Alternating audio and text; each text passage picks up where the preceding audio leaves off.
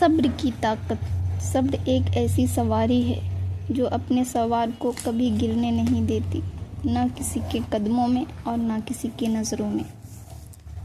مصیبت اور اثر۔ صبر دو طرح کا ہوتا ہے، ایک اس چیز پر صبر کرنا جو تمہاری ناپسندیدہ ہو، اور دوسرا اس چیز سے صبر کرنا جس کی تمہیں شدید چاہت ہو۔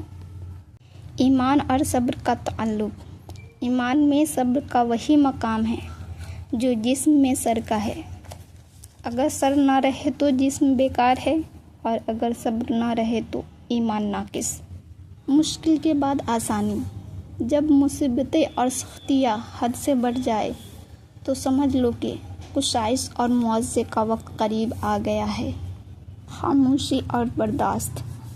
برداشت اور صبر کی تلخی کو پی جاؤ، کیونکہ اس کا انجام سیری، میٹھا اور بہترین ہوتا ہے۔ انسان کا امتحان۔